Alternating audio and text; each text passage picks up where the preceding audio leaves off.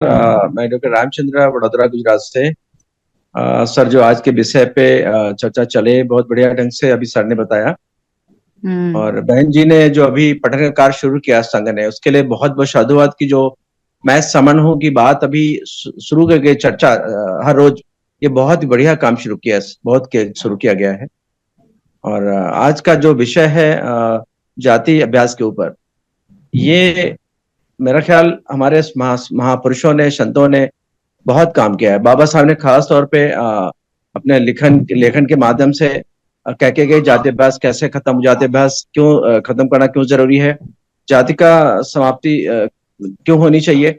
और ये देखा गया कि हमें हमेशा कहीं न कहीं ये परेशानी होती है सर।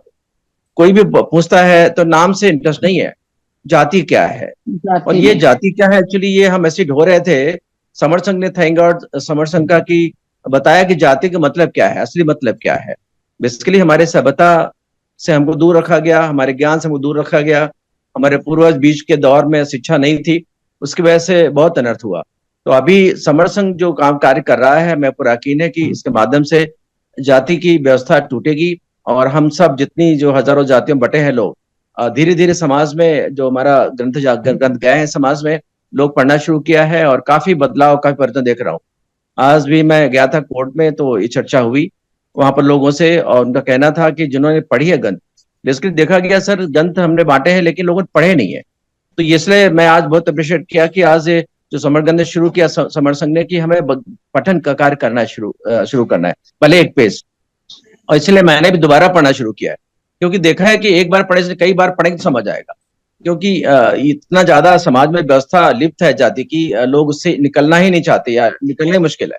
लेकिन यह है कि अब रोज हमारा जो यहाँ 8 से 11:30 में प्रोग्राम चलता है, और ये बातें चर्चाएं चल रही हैं, हमारी सभ्यता हमारे सामने आ रही है, और हम हमारी असली सभ्यता सामने आ रही है। और ये हकीकत है सर, न्यायिक है, इसमें कोई ये नहीं कि, क्योंकि कुदरत की कोई भी चीज जो है भेदभाव नहीं करती।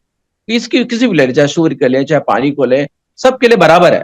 तो ये जातीय अभ्यास के बीच में जो डाला असमानता का ये प्रतीक है, तो ये नहीं होना चाहिए।